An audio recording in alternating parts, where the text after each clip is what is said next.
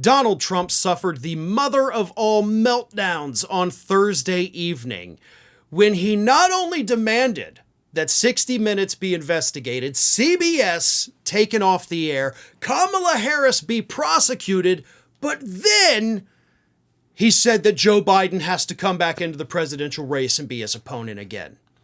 Those are definitely, totally not the words of somebody so scared of Kamala Harris that he wants Biden back in the race. Oh God, no, that's not what this is about at all. This is about freedom and the media not lying to us somehow.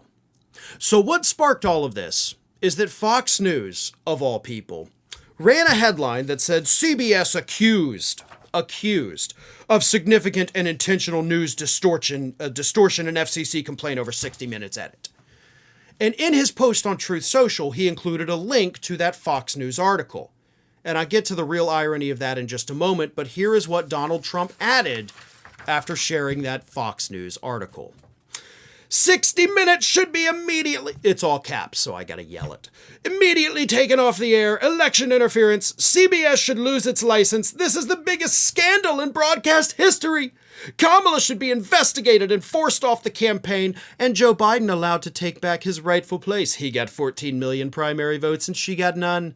This whole sordid and fraudulent event is a threat to democracy.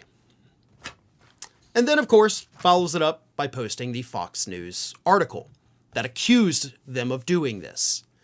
Now, 60 Minutes, like any other television program that pre-records segments, has to edit them for time. They only have 44 minutes of airtime, and the interviews typically go longer than that. They also have to put in the cuts for commercial breaks. Some are floating breaks where they can put wherever. Others are hard breaks where they have to go to break. So answers get cut down. Questions get cut down. But it wasn't edited for content. It was edited for time. But you know what's hilarious? He's sharing this article from Fox News. Fox News in the last 5 days was busted twice. Deceptively editing Donald Trump's own interviews.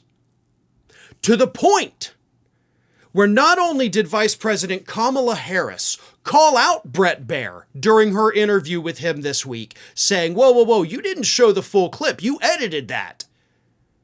And then, on Friday, Bret Baier came out and apologized and admitted his network deceptively edited that clip of Donald Trump that they played. Not only that, but in that all-women town hall that Donald Trump had, that was, of course, aired on Fox News, put on by Fox News, what they didn't tell people was that the room was packed with Republican groups from Georgia, and all of those women were supporters of Donald Trump. Now, that's deceptive, but that's not necessarily deceptive editing. But what CNN reported, because they had a reporter there who recorded the entire thing on audio, and many of the women who got up to ask questions of Donald Trump started off with, hey, I've been a longtime supporter. One of them said, I've already voted early for you. Fox News cut those out. CNN has the audio, and they compared it to what was broadcast, and Fox News totally cut out all of the parts where these women admitted we are Trump supporters. That's deceptive editing. That is editing in an attempt to confuse and mislead the audience, which is literally what Fox News and Donald Trump are trying to accuse CBS of doing. But they were busted twice in less than 5 days doing what Trump says 60 Minutes did, even though there's no evidence that 60 Minutes did it, and Fox News has basically had to come out and admit that, yes, we do that. So that's the hypocrisy of all of this. Donald Trump is calling for a network to lose its license when his favorite network is the one actually doing it with his interviews. I feel like I'm in crazy town right now. And for the record, he didn't stop there. He continued his little meltdown on Truth Social, adding in a separate post, why won't 60 Minutes release the fraudulent tapes of lying Kamala's interview with them? Could it be because it was a complete and total disaster, or that they created many additional news answers for her, not just the one where she was so embarrassingly caught? In normal times, what happened on 60 Minutes, deceptively doctoring her answers, would be the end of anyone's campaign. Kamala is slow, incoherent, and is in no way qualified to be president of the United States. Release the tapes for the good of America. We can do it the nice way or the hard way. What's the hard way? What are you going to do? Like, genuinely, seriously, what are you going to do? You fat son of a bitch, what are you going to do? You going to go show up to CBS headquarters and demand they give you them tapes? Huh? You going to do that? No, you're not. Because, as Dave Bautista said, you're a whiny little bitch. You're not going to do anything. You're going to whine and cry and pout like a 5-year-old on your little social media platform that you had to create because you were kicked off Twitter. And, I don't want to be excluded from anything. I'll make my own social media site that, of course, is still going down the toilet with no revenue to speak of. But this is what you are.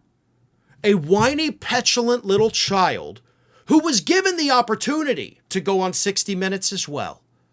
You declined it. They made a fool of you by pointing out how your guy Stephen Chung lied about ever agreeing to it. They showed the emails.